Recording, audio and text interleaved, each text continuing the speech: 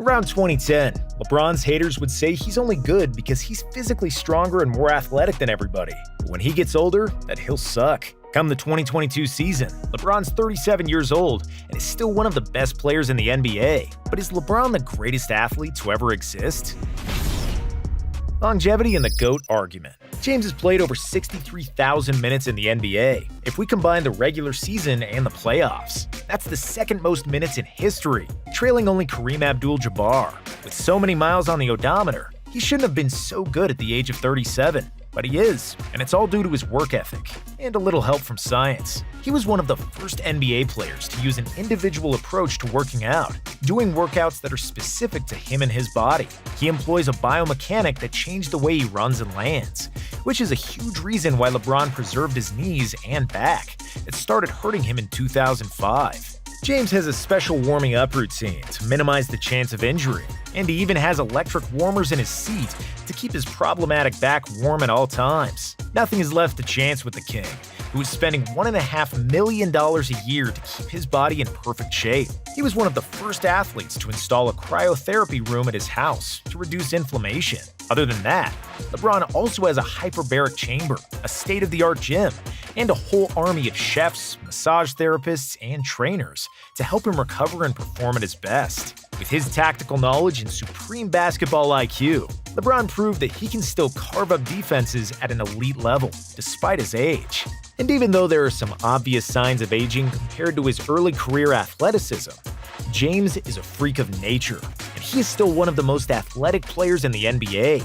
Even though the Lakers sucked, LeBron was surely a top 5 or top 10 player in the NBA, something that nobody else could have said in the 19th year of their career. Nobody defeated Father Time, but LeBron is still alive and kicking butt. James is the only player in NBA history to average 25 points per game for 18 years straight. It's now not a question of if, but when he'll become the greatest scorer in NBA history. He's currently 1,325 points behind Kareem on the all-time scoring list, whom he should be able to pass sometime in 2023. On top of that, James is also one of 7 players in history with over 10,000 assists. LeBron will soon go to eclipse the assist tally of one Magic Johnson, whom many consider the greatest point guard ever. If it weren't for Tom Brady, we could have probably called LeBron the greatest old man in sports history. Based on the evidence from 2022, the King is not stopping anytime soon, and he's probably going to be the best old man to ever play in the NBA. And that only means that the GOAT argument is going to lean in his direction a little bit more. Did LeBron ruin the 2022 Lakers? In 2022, the LA Lakers squandered another year of LeBron's prime. However, it's also fair to say that LeBron wasted the Lakers' season due to his poor GM skills. James kept pushing the Lakers to trade for Russell Westbrook, which depleted the team's depth and ruined their defensive identity. Under coach Frank Vogel, the Lakers had the third best defense in 2020 when they won the NBA title. In 2021, they had the number 1 defensive rating in the entire league, and LeBron was one of the best wing defenders in the NBA. He looked phenomenal on defense when a healthy AD guarded his back, and when Alex Caruso was flying all over the court to make stops. Without AD and with the defensive black holes that are Russell Westbrook and Carmelo Anthony, LeBron would have had to put in a superhuman effort, and he still wouldn't be able to stop all the holes where the Lakers were leaking. And maybe even more importantly, LeBron turned 37 years old, and his wheels would have fallen off if he tried to play defense with the maximum effort. LeBron knew that too, so he tried a different approach. With the Lakers sporting a bottom 10 defense in the NBA, there was only one solution left. LeBron could only try to outscore teams with an unstoppable one-man offense. At the age of 37, the King started dominating the games offensively in a desperate attempt to win games by himself. He nearly pulled it off, and he almost won the scoring title in the process. While most players his age are retired and are playing golf and drinking pina coladas, LeBron's proved that he's still an elite player and broke plenty of new records in the process. How did LeBron average 30 at 37? LeBron is clearly not in his physical prime anymore.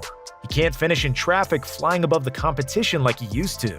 More than ever before, LeBron uses his shoulder to bump players off them. He pump fakes more. He uses his body to seal off defenders in the post.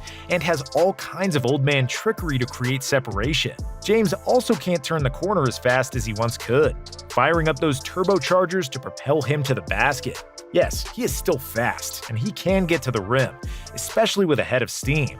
But his engine has clearly lost 20 or 30 horsepower, and his drives lack the super-fast Bugatti Veyron quality he used to possess. Also, as we already mentioned, his defense suffered, which is the case with all older players. However, if LeBron only played defense and rested on offense, we believe he could still be one of the best defenders in the NBA because he is still big, strong, and super smart. But the reality is that he can't, and he had to muster all his energy for offense. So, how did he do it with an aging body and mediocre teammates? How did he have two 50-point games in 2022? There are several reasons for his offensive resurgence, and the first one is his improved jump shot. James was shooting 8 threes a game in 2022, a career high, and almost double what he averages for his career. LeBron made 36% of his deep shots, which is not phenomenal, but it's above league average. He also improved his free throw percentage to a very good 76%, despite averaging career lows in free throw attempts and shots at the rim. And the explanation for that is simple. In 2010, James would try to outrun and outjump guys to get to the rim, while the 2022 LeBron kept hitting shots from the outside because it's less taxing on the body. The second reason why LeBron is still so dominant is the downsizing trend of the NBA. In the first 10 years of his career, teams would often play with 2 traditional big men, and it was much harder to drive to the paint. In 2022, teams often play with small lineups and 0 traditional big men. Coach Vogel realized that putting LeBron at the center would be beneficial for the Lakers, and it yielded great results. Prior to 2022, LeBron never played center exclusively, mainly because he didn't want to wrestle with 7-footers, but because a lot of teams play small nowadays. A 6'9" James was often the tallest or the second tallest player on the floor. With no traditional big man, he could outpower smaller guys to get to the cup, and when the teams put a bigger guy on him, LeBron is still faster than almost every center in the NBA. James, surrounded by 4 shooters, has always been a successful formula ever since his Miami days. The King is one of the smartest and most prolific passers in NBA history, and with him at the center and 4 moving targets around, there were all kinds of possibilities for cuts and open shots. If he played with better shooters than Russell Westbrook and Talen Horton-Tucker, the Lakers' results with LeBron at the center would probably be even better.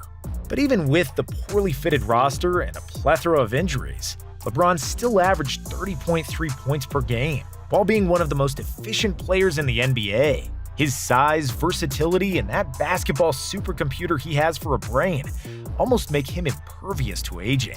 The 2022 season was LeBron's second-best scoring season ever, and if he played enough games to qualify, he would have probably been the NBA scoring champ.